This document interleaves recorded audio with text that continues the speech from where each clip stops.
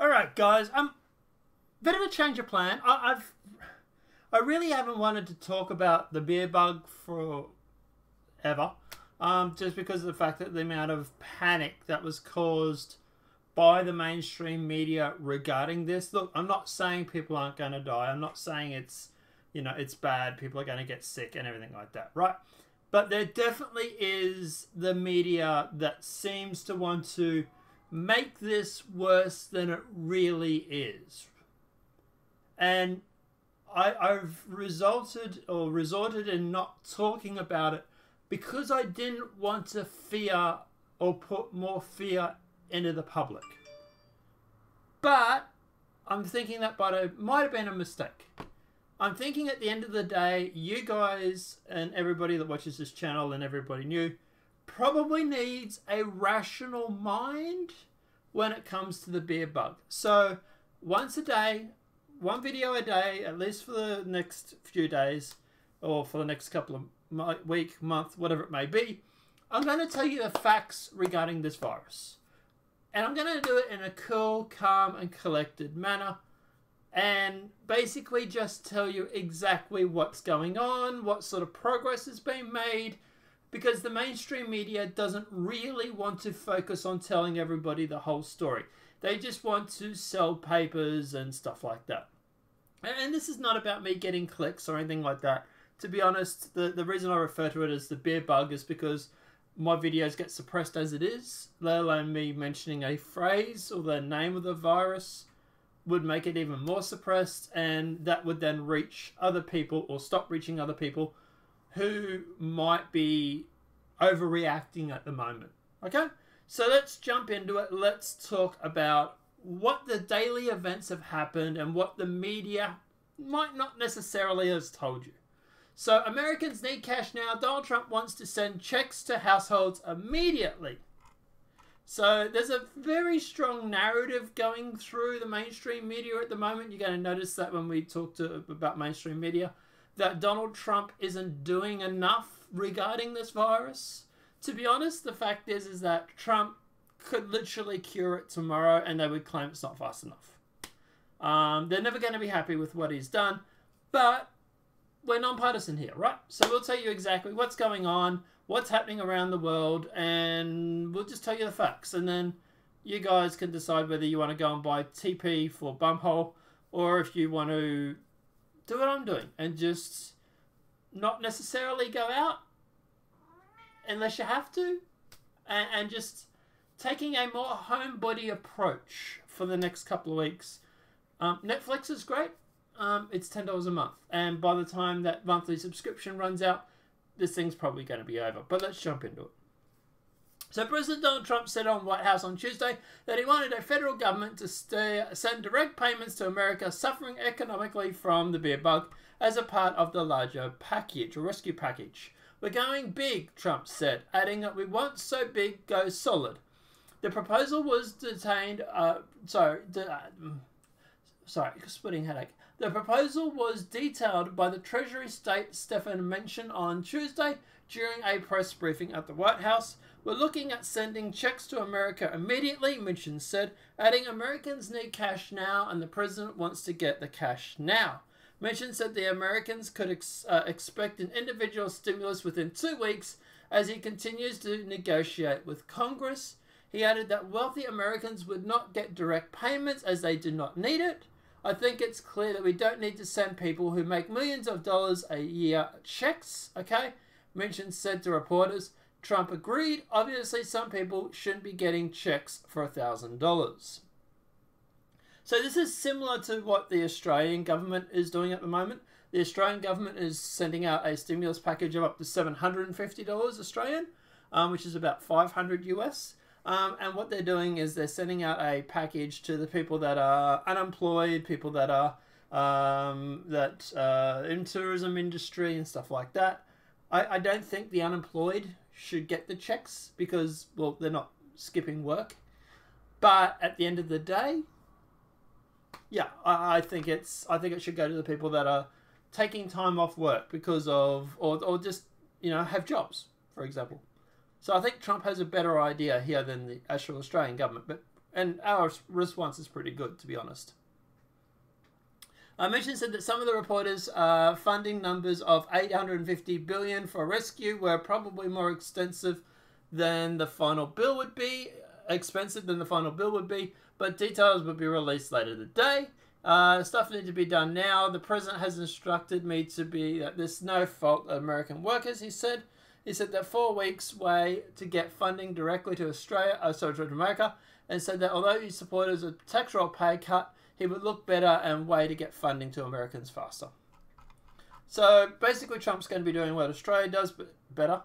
He's going to be doing a stimulus package where Americans get up to $1,000, and it's going to be the people that actually need it, the people that are unemployed, that are, you know, basic income, you know, lower class, middle class workers, for example, not necessarily the rich. Now, obviously, one thing that we also do have to be very careful with this beer bug is that some governors and some state senators and stuff are trying to use it to basically take away rights and abuse the power that they may have. Like, for example, New Orleans mayor issuing a ban on sale of firearms. Why? Why are you banning firearms? I have to ask, why? What does this have to do with beer bug? It seems like it might be a bit of an excuse. But anyway.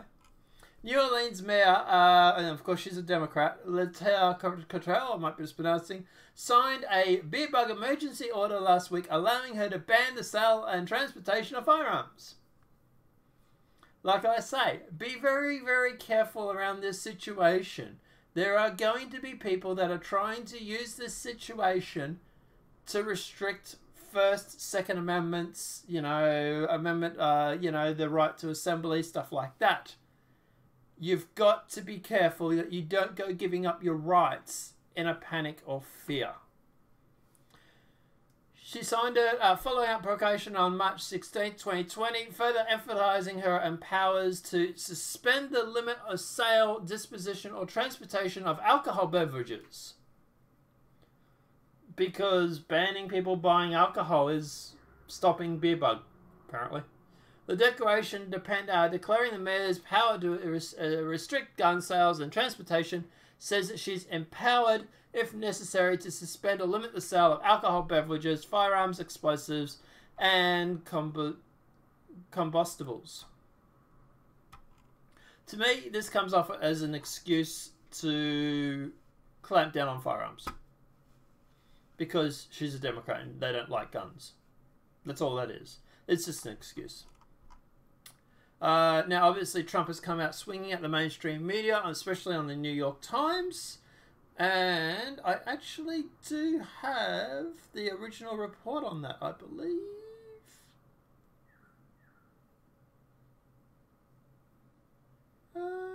New York Times. Here we go.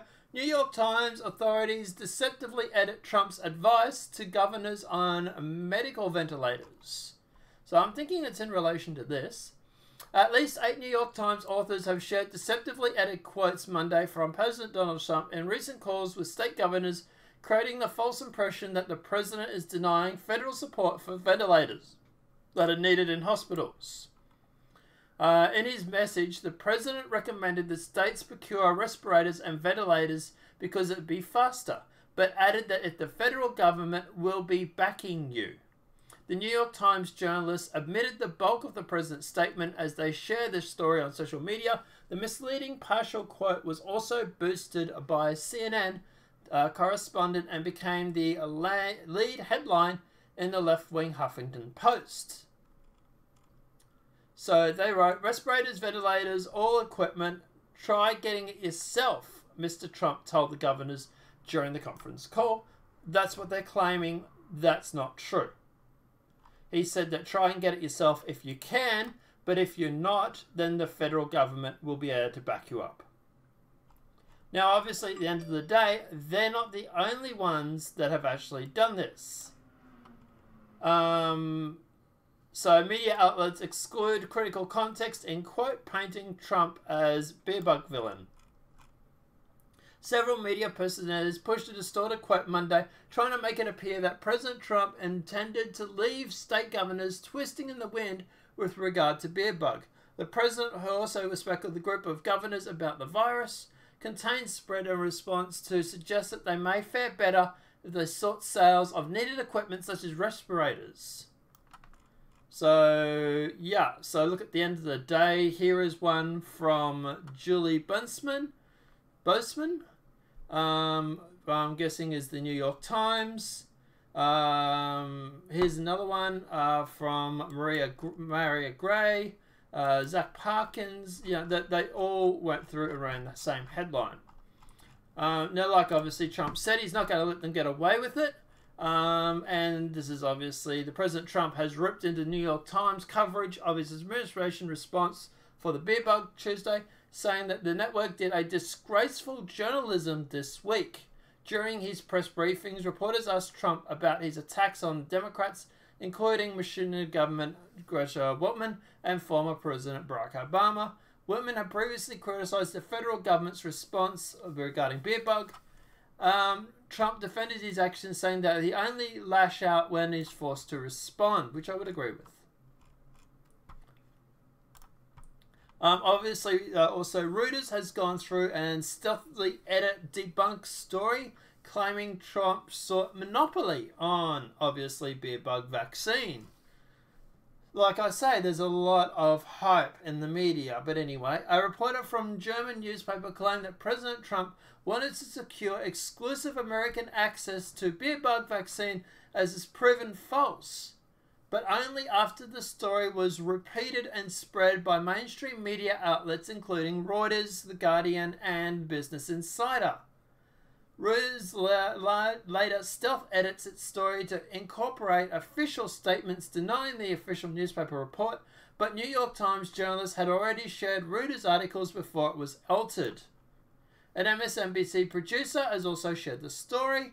The German newspaper Welt and Sung published a story Sunday claiming that the White House officials had offered $1 billion to the German biometric facility firm, I'm getting that name wrong, to move to the US and make a vaccine for the US only.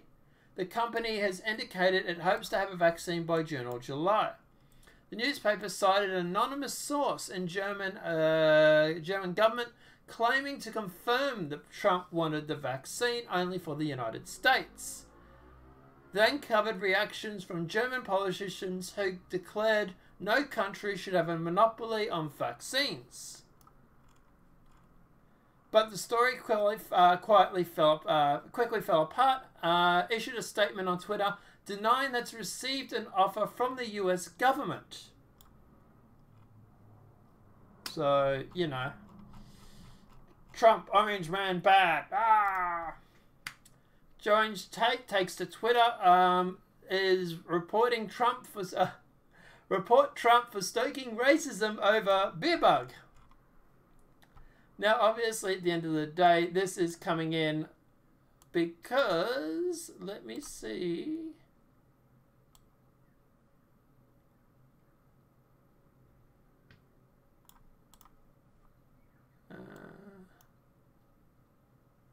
There, that's what we want.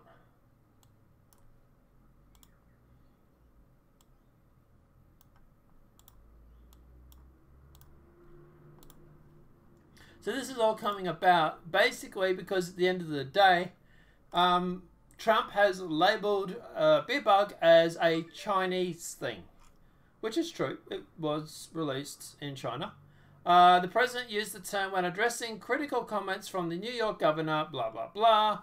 Some being hard hit by the Chinese virus, some are being hit particularly not so hard at all, Trump wrote. Now, I will give a caveat to this article. Trump only referred to it as the Chinese virus because China tried to blame the US military for it. So, yeah, that's something that, you know, the media also won't tell you about. Foreign beerbug disinformation campaign Trying to cause panic in the US, which I would agree with. Trump administration officials warned the public on Monday that a foreign disinformation campaign is trying to incite panic over non-existing national lockdown over beer bug.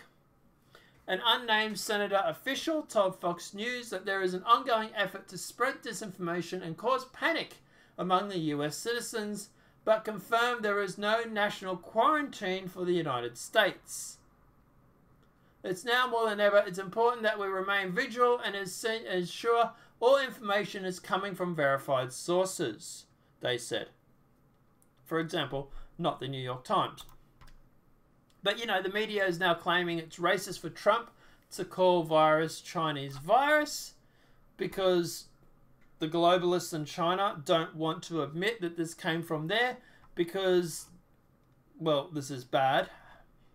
Look, at the end of the day, you know, obviously the globalists want China to be the center for everything, right? They want everything made in China because of cheap labor. They get their profits up. They can still sell it for the same price.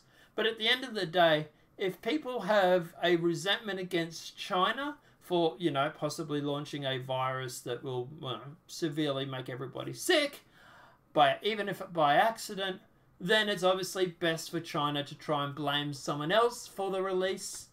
And it's good for the globalists as well, because the globalists still want China to be that epicenter, right? So instead of going through and having China this epicenter right now, like what they've got, it's more likely that companies and whatnot are more likely to go back to being American, Australian-made, stuff like that, because of the fact that, A, China is hugely impacted by this beer bug at the moment. They can't seem to get their manufacturing or processing running because people are off sick. So what do? Well, you go back to having shops and manufacturing plants in America where they make stuff and that there is a less sickness rate. You know, at the end of the day, you know, how many people have been infected in China compared to America, for example, right? And at the end of the day, America is faring better than China. It's early days, sure, but, you know, hey, you know, you have tens of thousands of people sick in China, and you have 1,000 people or so sick in America, right? So, and at the end of the day, yeah, you can go through and people in America are still, you know, they're shutting down their workforce and stuff like that, and I'm sure the globalists are pushing that agenda because we can't have our workforce going and China have their workforce not, because that just makes China look bad. Also, they're trying to stop the spread of the virus, which is fine. I get that. But at the end of the day, I would be very much surprised if this does not lead to a lot more companies heading back to the US or heading back to Australia. Even Trump recently has said that he wants, you know, at the moment, 90% of all drugs made in China. Well, he wants these companies to come back and start manufacturing drugs in America again. So at the end of the day, that's a lot of money that China will no longer have because they're going to miss out on that. And this is what the globalists don't want. They don't want China to be hit by this because it ruins their bottom line. So, yeah. But, so that's what they're doing at the moment. They're pushing this whole, you know, it's racist to refer to it as the Chinese virus or where it originated from. Because we don't want that constant settlement in the minds of the public. Right? We don't want the public to keep thinking of this as a Chinese virus because people might stop buying stuff from China. People might stop making stuff in China, especially if they don't have a current workforce at the moment. And then that's where you get like people like George, for example, reporting Trump for stoking racism over beer bug. You also get people like Rob Rayner. Trump must be removed to allow the US to heal from beer bug. It's funny because they wanted him removed before beer bug for the same sort of stuff. Different reasons. It's just, it's like, what excuse can we use to get rid of Trump now? It's absolutely ridiculous. It really, really is. And if you ever want any proof that this whole beer bug situation has been played up by the media to cause mass panic, evidence now show Director General of World Health Organization severely overstated the fatality rate of the beer bug leading to the greatest global panic in history. You got to ask yourself, what was the World Health Organization hoping to achieve by causing mass panic? Globalism. Sorry, bit of a cough. Sorry. But yeah, the controversial Ethiopian politician and director of the World Health Organization, I'm going to try and pronounce that name, claimed the press conference in early March that the fatality rate for beer bug was many multiples that of the fatality rate of the common flu. This false premise has led to the greatest panic in world history. While many people globally have built up immune to seasonal flu strains, beer bug is a new virus, blah, blah, blah. So what is the actual rates here? So number of deaths. Now, this is reported. Now, obviously, if you want to get into the debate whether these are fact or fiction, whether they haven't been reported accurately or not, we can have that argument. But these are the facts that we have at the moment. So seasonal flu in the US is 22,000. I've seen that number go around. Beer bug at the moment has 69. Globally, beer bug has 6,668 in the world. Now, I'm not sure if that covers China or not, but at the end of the day, if it does, that's less than the US gets for flu in a year. Just the US. Compare the US flu to the worldwide death rate that they have released, and it's not even close. Now look, we're not saying it's not bad. We're not saying at the end of the day everybody should run around and hold hands and sing Kumbaya. Right? Sure. But stocking up on supplies of toilet paper probably isn't going to help you through this. Mass buying stuff in the supermarket and having all that food go off because you haven't eaten it probably is not going to help you in this situation. And obviously the US has never rejected beer bug testing. They were never offered. So here's something else that's fake news as well. The World Health Organization, remember those guys that just reportedly have been inflating numbers, offered the US beer bug, were refused. Now that's what they were claiming. This is actually a false. They were never offered to the US, and the US typically does not accept WHO tests. Former President made this claim in the Democratic debate on Sunday, rated it as true, focusing on the question of whether the US had declined the WHO's test. What is not true is, as political factors even pointed out, is that the US rejected the test because they were never offered in the first place. Like I say, there is a lot of fake news regarding this beer bug. There is a lot of people that are trying to cause panic. Personally, I'm not that worried about it. I'm more worried about my headache that I get from dehydration and needing to go to the toilet. But guys, yeah, let me know what you like in the comment section below. Do you like these daily wrap-ups? Let me try and sort of cut through the BS and let you guys know exactly what's going on with this. Let me know what your thoughts are in the comment section below. Apart from that, guys, obviously this video has been helpful. Please smack that like button. If you're new to the channel, welcome and subscribe. The next video is going to be about Illinois supposedly showing the results for tomorrow's election the day early. They've got a TARDIS, everybody. Doctor Who is real. And apart from that, I forgot what the third story was about. Yeah, we'll find out. But have a great day, guys. We'll see you in the next 2 videos coming up right after this. Have a great night. We'll talk to you soon.